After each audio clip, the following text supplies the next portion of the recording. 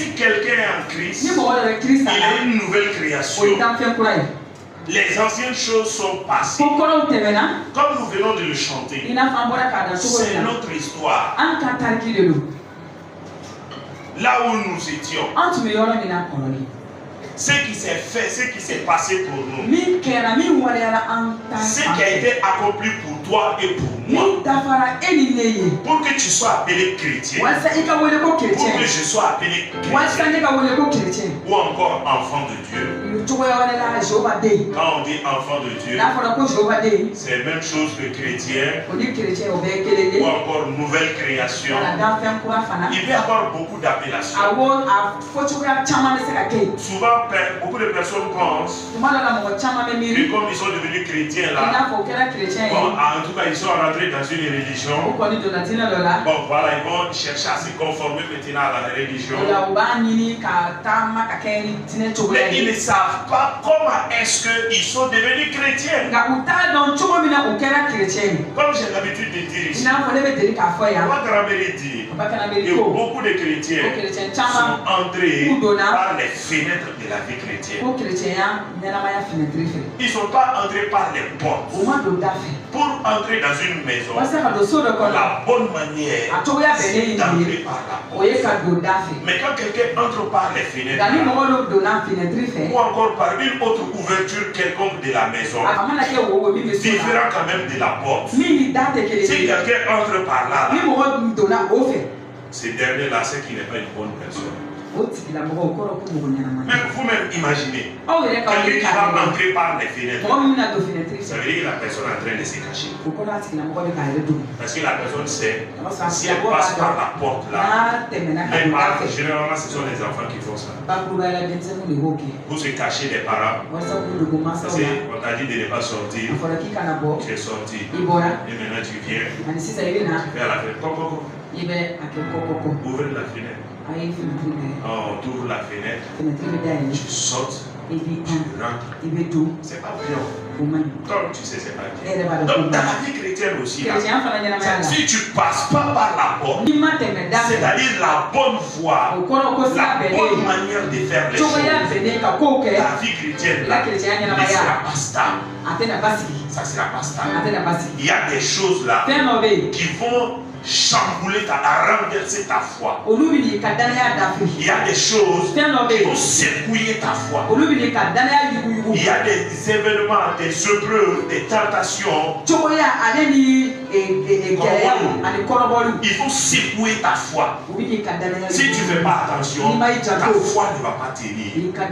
Quand tu secoues quelqu'un, si la personne n'est pas bien arrêtée là, la personne va tomber. La vie chrétienne aussi est comme ça. La foi est aussi comme ça.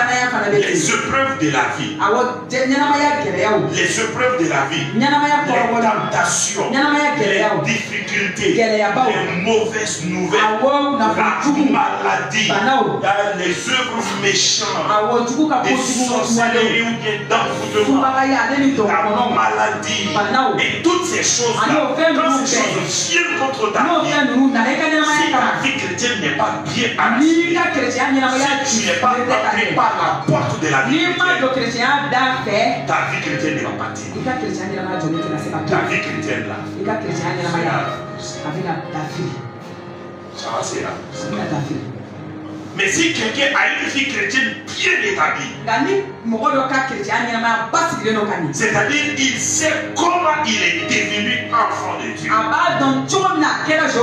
il connaît son histoire, il connaît les profondeurs, tout ce qui s'est passé,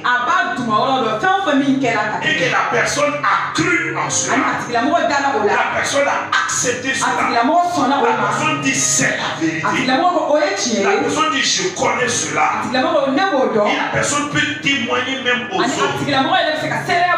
Une simple connaissance comme cela. Mais quand la personne raconte cela, c'est-à-dire sa manière de te raconter prouve que, c'est-à-dire il vit cela.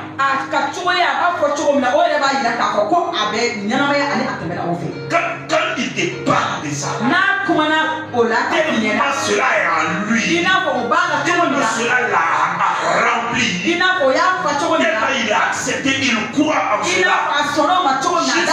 Il va entrer souvent dans des petits détails qui ne sont même pas écrits. Il va même te donner des témoignages. Il va te faire comprendre. Regarde, avant que je ne sois enfant de Dieu, comment est-ce que je t'aime?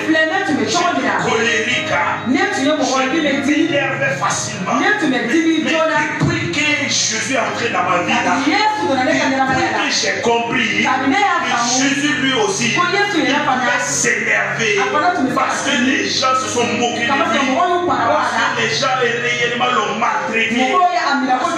Il a subi beaucoup de choses. Les gens ont fait des choses qui pouvaient l'énerver. Mais avec tout ça, il ne s'est pas énervé. Comme c'est lui qui m'a sauvé, comme c'est lui qui m'a donné sa vie, comme lui a supporté ça pour moi, moi aussi. Non, je vais faire tout mon possible. Je parle à mon cœur. Même si mon cœur veut m'énerver, même si quelqu'un m'a insulté, même si quelqu'un m'a manqué de respect, même si quelqu'un m'a tapé toutes ces choses, je vais m'énerver. Mais comme Jésus a fait ça, c'est pas facile. La personne elle respire. Parce que ça lui fait mal. Mais quand il pense à ce que Jésus a fait, Jésus, à cause de toi, je vais les saisir. Quand il regarde la personne qui a fait ça, souvent c'est pas même cool. Et je vais taper. Il veut taper la personne. Il veut injurer. Mais il ne peut pas. Pourquoi? Parce que Jésus a fait beaucoup de choses. À cause de cela, il se calme. Il parle à son cœur. Il s'est ressaisi. Il est rentré à son père. Et il va aller là-bas. Et qu'à chaque fois qu'il fait cela, la personne va constater que à chaque fois que tu passes par une telle situation, Dieu va aussi t'accorder une grâce. Dieu va t'accorder une grâce. À chaque fois que tu réussis à des tests comme ça, que ce soit l'exemple que je viens de donner, ou encore d'autres exemples, c'est la maladie qui est là. Maladie. Tu as tout fait. Toi-même, tu as su maintenant. Et ça, c'est pas une simple maladie. Donc, tu as décidé. Dans le nom de Christ, la Bible déclare à cause de ces meurtrissures, sont guéris. Alors maintenant, Seigneur, tes meurtrissures prennent effet dans mon corps, se manifestent dans mon corps maintenant. Je refuse la maladie. La personne a mal, il y a des douleurs, mais la personne dit non, je refuse. Je refuse. La personne ne peut même pas bien marcher. Elle marche comme ça fait mal. Je suis guéri quand même. Ouais, je suis guéri quand même. La personne insiste. Au finish, quand il se rend compte, il ne voit plus de douleur. Il est guéri. Il a la santé divine. Cette maladie-là, il ne va plus jamais revenir.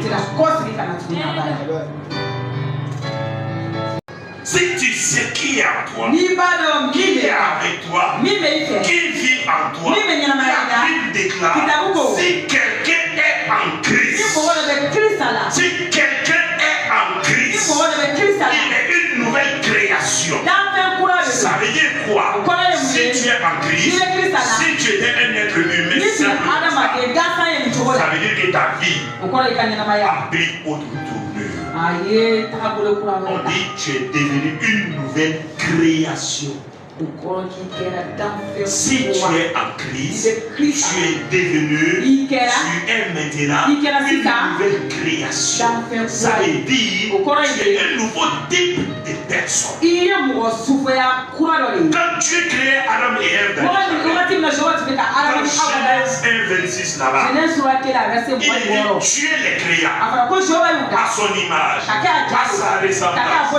Mais quand ils ont écouté Satan, ils ont obéi à Satan. Ils sont devenus une autre création. Parce que la création qu'ils étaient a été corrompue. A été corrompue, a été transformée, a été changée. Ils sont devenus un autre type de personnes que Dieu n'avait pas créé. C'est comme Lucifer. Lucifer, quand il a été créé ange, Dieu l'a créé un archange, un grand ange. Il conduisait l'adoration au ciel. C'est lui qui mettait le son à la perfection. C'est-à-dire, quand lui louait là, c'est-à-dire tout le ciel disait maintenant quand même, tout est parti. Mais le jour où lui aussi il s'est révélé, sa nature a changé. Il n'est plus resté Lucifer. Même son nom a changé. Il est devenu Satan. Donc il a changé. Il est devenu une autre création. Donc ta Bible aussi dit ici, dans 5:17 là, que si quelqu'un, tu es en Christ, tu es réellement en Christ, tu sais ton histoire, tu sais ce que Christ a fait, tu as cru en cela, tu as accepté cela, tu as pris cela, tu vis cela, tu dis c'est la vérité, tu te tiens dans cela, quel que soit ce que les gens disent, quel que soit ce que Satan fait, quel que soit ce que les démons font, quel que soit ce que les sorciers font, quel que soit ce que les gens méchants font, quelle que soit ta nouvelle qu'on t'a annoncée, quel que soit tout ce qu'on t'a dit, ils t'ont dit que tu ne seras rien, pas quelqu'un, tu ne réussiras pas dans ta vie, tu ne te marieras pas, tu n'auras pas d'enfant, les chrétiens ont dit que tu ne guériras pas, quel que soit tout ce que les gens disent. La Bible dit, c'est toi, avec ce que les gens ont dit, toi tu viens en Christ, tu entres en Christ, tu deviens une nouvelle création. Tu sais ce qu'il a fait pour toi, tu sais qui il est pour toi, tu sais qu'il vit en toi, tu te tiens dans cette vie. La Bible dit, toi aussi, tu es devenu un autre type. Tu es devenu un autre type de personne qui n'avait pas existé dans le passé. Tu es devenu un autre type de personne que les anges cherchent à découvrir. Parce que quand les anges te voient, toi qui es réellement en Christ là, quand les anges te voient, que Dieu est en toi, ils disent non, ça c'est pas possible. Ça c'est quoi ça? Ils te regardent au ciel là-bas. Ils te regardent. Dieu que nous adorons ici, on ne peut même pas bouger un peu ici. Tout ce qu'il dit ici là, c'est ça nous on fait. Et ce Dieu que nous adorons, il vit en toi. Les anges sont dépassés. Ils sont dépassés. Et quand toi tu te lèves, tu dis au nom de Jésus, tu pars à la maladie dégage. Tu dis au nom de Jésus. Les anges sont étonnés. Ça c'est quel type de personne? Souvent il y a les anges même qui nous envient. C'est pourquoi la Bible dit que les anges sont à nos services.